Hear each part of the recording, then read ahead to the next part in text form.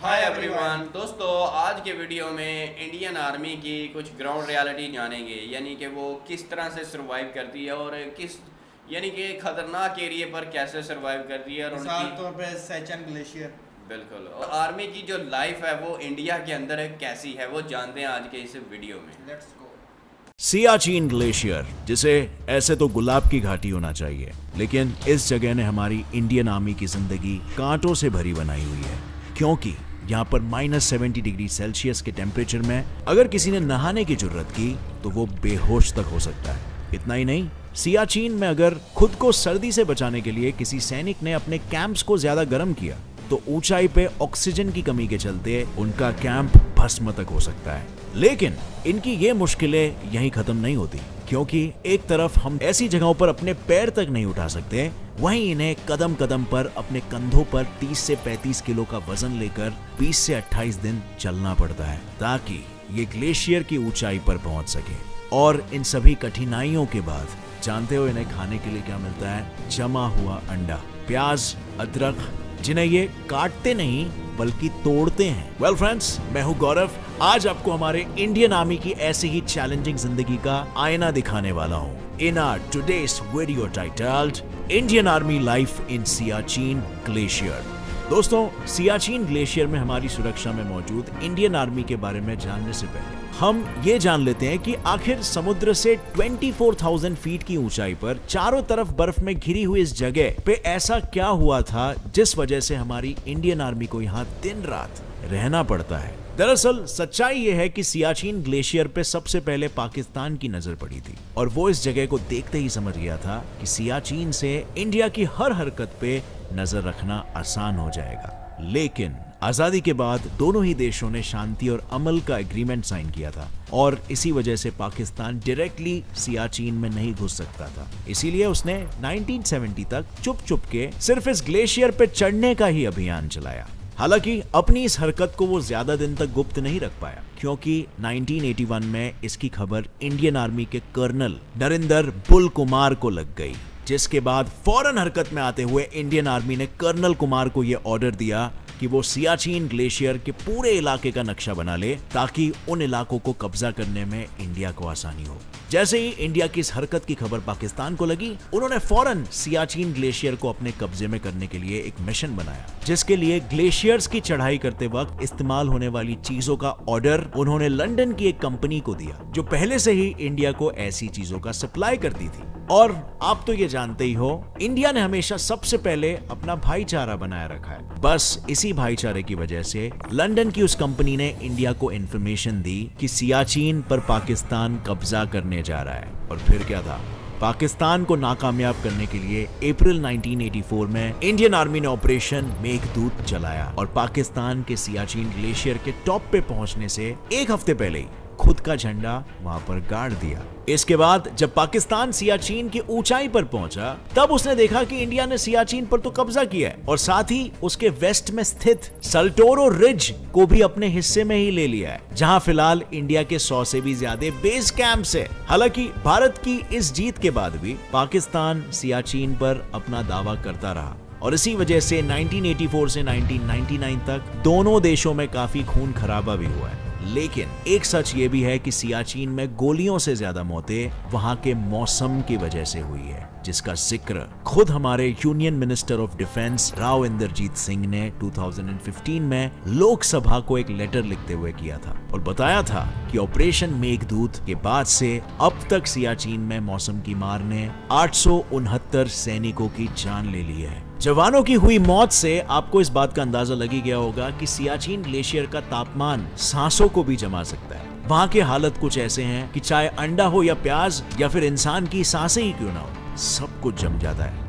और इसी वजह से हमारे जवानों को ताजा पकाया हुआ खाना बहुत कम नसीब होता है। फिर भी पेट है तो उसको भरना भी तो जरूरी है, वो भी ऐसे खाने से जो शरीर को अंदरूनी गर्माहट दे। इसीलिए इंडियन आर्मी को चॉकलेट, गुड़ और चिकी जैसी चीजें रोजाना दी जाती है। और रहा सवाल खाने का, तो सियाचिन में इंडियन आर्मी को ज्यादातर पैक्ड खाना ही दिया जाता है, जिन्हें बस गर्म पानी में डालकर पकाया जा सके, क्योंकि यही चीजें -70 डिग्री सेल्सियस में आसानी से पका के खाई जा सकती है।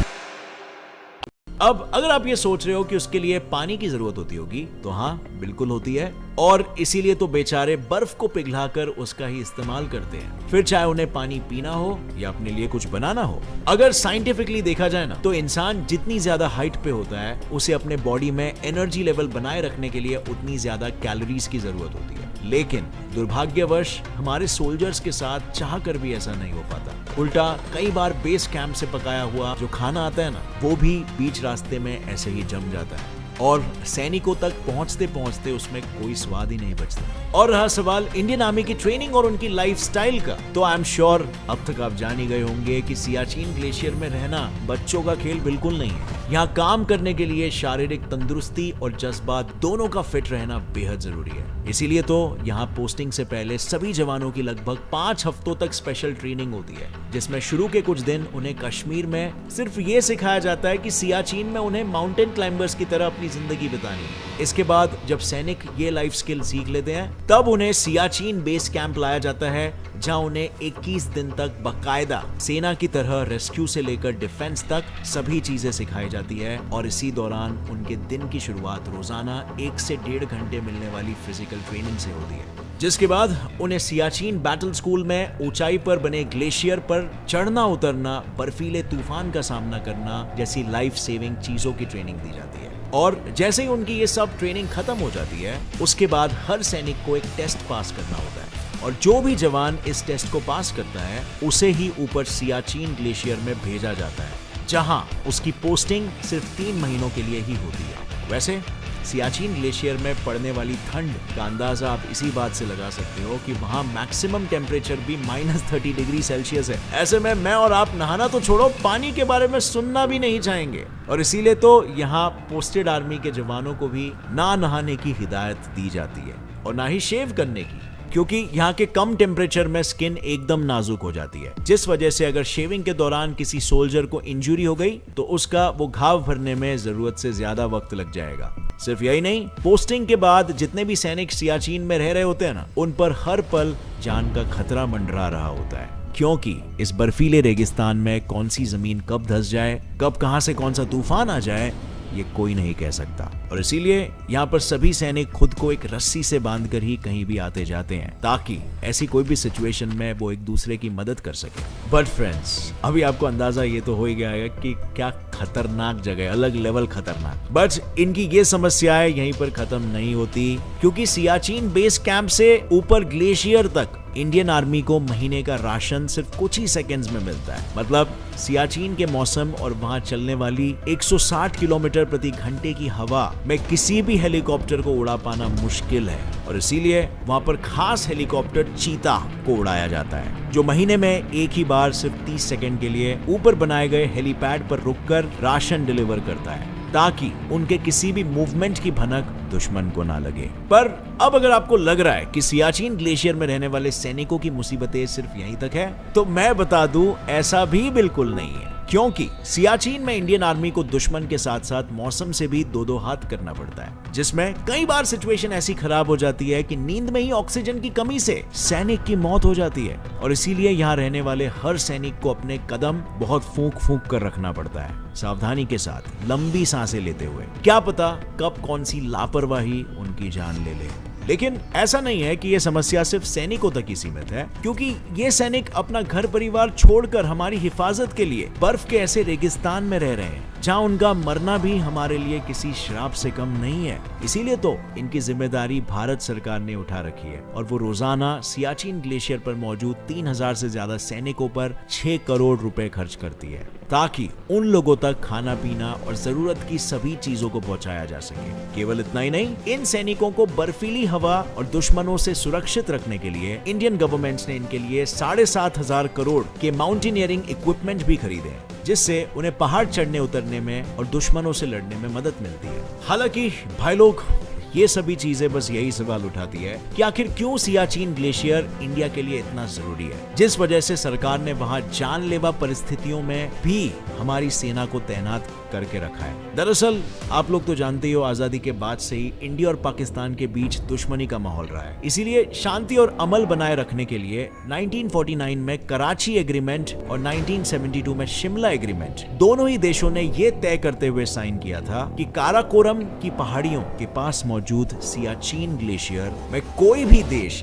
घुसपैठ नहीं करेगा। लेकिन जैसे हमने पहले डिस्कस किया, क्योंकि भारत नहीं चाहता था कि काराकोरम की पहाड़ियों में एलओसी के खत्म होते ही एक तरफ NJ 9842 जो पाकिस्तान के बाल्टिस्तान का एंड पॉइंट है और दूसरी तरफ जो चाइना के अक्साई चीन का पॉइंट है, वो किसी भी हालत में सियाचिन की वजह से एक हो जाए। और ऐसा इसीलिए क्योंकि अगर दोनों में से किसी भी देश ने सियाचिन पर कब्जा कर लिया तो उसके लिए हमारी हर हरकत पर नजर रखना तो आसान हो ही जाएगा। साथ ही ये दोनों देश अपने राजनीतिक रिश्तों की वजह से एक साथ इंडिया पर हमला भी कर सकते हैं और ऐसा होने पे इंडिया के लिए अपने दो दुश्मनों से एक साथ लड़ना थोड़ा मुश्किल हो जाएगा। इसी वजह से इंडियन आर्मी को सियाचिन में खराब हालातों में भी तैनात किया गया है ताकि वो दोनों ही देशों में जन्मी इस दूरी को ऐसे ही बनाए रखे। और साथ ही सियाचिन ठहरा दुनिया का सबसे बड़ा और ऊंचा बैटलफील्ड, जहां से भारत के लिए अपने दोनों पड़ोसी देश की हरकतों पर नजर रखना भी आसान हो जाता है। इन्हीं सब वजहों से हमारी आर्मी को सियाचिन में रूह जमा देने वाली ठंड में भी रहना पड़ता है।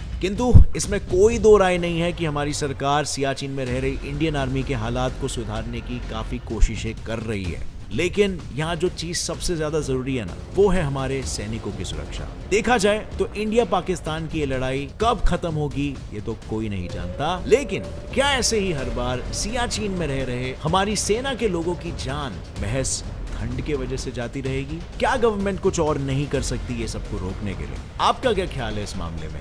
मुझे नीचे कमेंट्स में जरूर बताना अगर आपके पास कोई अच्छा आइडिया हो तो। साथ ही अगर आप भी इंडियन आर्मी के इस जज्बे को सलाम करते हो तो इस वीडियो को लाइक करो और अपने सभी फ्रेंड्स के साथ शेयर करो और फैमिली मेंबर्स के साथ भी, ताकि उन्हें भी पता चले सियाचिन ग्लेशियर में इंडियन आर्मी की लाइफ कैसे होती है। और फ्रेंड्स, ऐसे इंटरेस्टिंग और नॉलेजेबल वीडियोस जी गाइस, ये आपने देखा सियाचिन ग्लेशियर की रियलिटी। यानी कि कोई भी कंट्री की अगर आर्मी होती है तो वो बहुत ही हार्ड वर्क करती है, यानी कि इतनी ज़्यादा मेहनत करती है। उसको कंट्री की हिफाजत करने के लिए बहुत ज़्यादा हार्ड वर्क करना पड़ता है, यानी कि हर चीज़ बर्दाश्त करनी पड़ती है, यहाँ तक कि मरने तक भी जाते हैं। -70 डिग्री टेम्परेचर पर वो सरवाइव कर रहे हैं। इंडियन आर्मी जो सरवाइव कर रही है, और देखें कि इतना हैवी किस्म का टेम्परेचर है माइनस में कि वैसे नॉर्मल जो सर्दी आती है वो बर्दाश्त नहीं। समझ लें कि उनके लिए जो खाना आता है वो भी जम जाता है। बिल्कुल, वो अंडा है वो भी जम जाता है। ऐसे ही है, यानी कि वो फुल कूल खाने को खाते हैं और बहुत ही मुश्किल से सरवाइव करते हैं। समझ लें कि उनको दो जिंदगी से लड़ना पड़ता है। हाँ, एक मुल्क की खातिर लड़ते हैं और दूसरा जहाँ वो रह रहे होते हैं। बिल्कुल, क्योंकि सरवाइव करना सबसे मुश्किल होता है। एक मसला और कि एक तो इतनी मुश्किल में वो सरवाइव कर रहे हैं और दूसरा उनको लड़ना पड़ता है। फिर वो जब जंग होती है तो फिर वो बहुत ही टफ हो जाता है। ये हर कंट्री की आर्मी होती है और हर कंट्री की आर्मी इतनी मुश्किल से ही सरवाइव करती है। पहले उनको ट्रेनिंग दी जाती है ना, पहले उनको ट्रेनिंग दी जाती है, फिर उसके बाद ये लोग सियाचिन ग्लेशियर में जाते हैं। रहने सहन उधर ही होता है इनका। और उसकी वजह ये कि गवर्नमेंट इनके ऊपर पैसा भी बहुत ज़्यादा स्पेंड करती है और गवर्नमेंट की सपोर्ट होती बहुत ज़्यादा, क्योंकि आर्मी का बहुत बड़ा रोल प्ले होता है मुल्क की हिफाजत के लिए। जो सबसे ज़्यादा प्रोटेक्शन की जाती है वो जस्ट आर्मी ही करती है, क्योंकि अगर कहीं से भी हमला या अटैक होता है तो वो इसलिए आर्मी का बहुत ज़्यादा रोल प्ले होता है। इसीलिए आर्मी की रिस्पेक्ट करनी चाहिए, चाहे वो किसी भी देश की क्यों ना हो। बिल्कुल। तो आई होप कि आपको वीडियो पसंद आई हो, और अगर वीडियो अच्छी लगी तो वीडियो को लाइक करो एंड नहीं तो चैनल को सब्सक्राइब करो। इस वीडियो का लिंक हमने नीचे दिया हुआ है, आप इनको जाकर जरूर फॉलो करें। तो फिर मिलते हैं नेक्स्ट वीडियो में, तब तक के लिए अल्लाह हाफिज़।